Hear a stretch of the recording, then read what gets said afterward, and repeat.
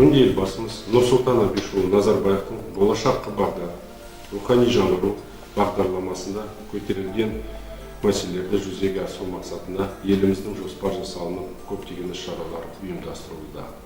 Іс-шаралардың негізгі мақсаты жас ұрпақтың бойына, отанға, туған еліне деген сүйіспеншілік сезімін қалыптастыру, руханиятқа бет бұруына ықпал ету, саналы, салауатты, сауатты ұрпақ қалыптастыру болып табылады.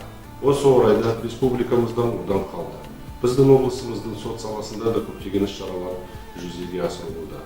Осы өткізіліп жатқан іс-шаралар еліміздің ел болып қалыптасуына үлесін қосқан билер туралы, олардың істерін халық арасында, әсіресе жастар арасында терең насихаттау және олардың елін сүюге, халқына адал қызмет етуге тәрбиелеу, ең бастысы ұмытылып қалған билердің аттарын жаңғырту болып табылады.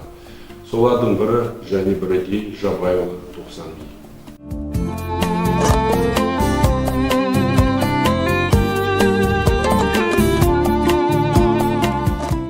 Жабайұлы 90 би 1737-1839 жылдары дала данышпаны атанып, туралылығымен, әділігімен 300-ге аты жайылған би шешен. Әкесі Жабай Абылайхан батырларының бірі болған, Керей руының басшысы. Тәтті қара ақын өзінің өлеңдерінде Жабай батырдың ерліктері туралы жырлайды. 90 бидің тұлға ретінде танылуына Керей руынан шыққан атасы Қара би көп ықпал еткен. Ол немересі 90-ды шешендік өнерге баулыды. 90 би бала кезінен атасымен бірге жүріп, атақты шешендерімен, билерімен кездесті және ауызша сөз жарыстарға, сөз таластарға қатысты.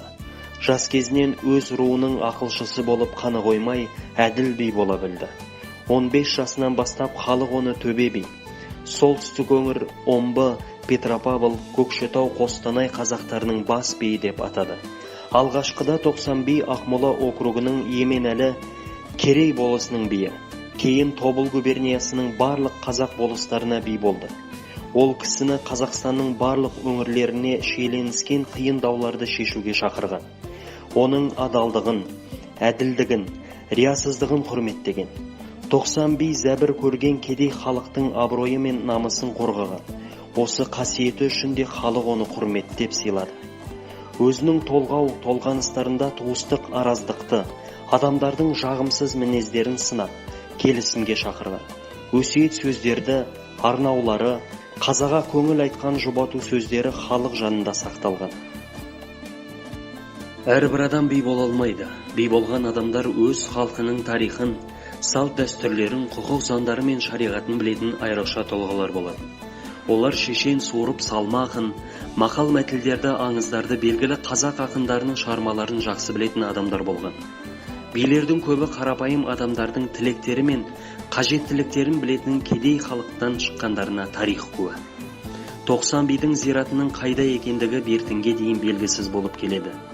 Көп жылғы ізденістің арқасында солтүстік Қазақстан облысы Ғабит Мүсірепов атындағы ауданның Западна елді мекені маңынан 90 бидің бейіті табылып, 2001 жылы тамыз айында басына граниттен ескерткіш қойылды.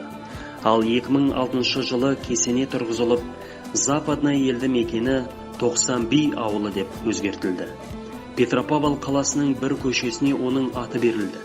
Деректерге қарағанда, осы өңірді жаз жайлауына, қыс қыстауына айналдырған би, Есілдің арғы бетіндегі Қарауыл төбеге жерлеңдер.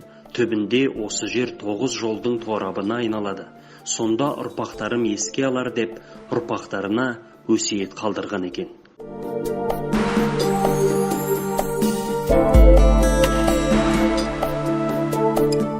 Өткізіліп отырған іс-шаралар тарихта ұмытылған билердің атын жаңғырту, жұмыстарын жандандыру үрдісі одан әрі жалғасын табатыныма сенімім мол.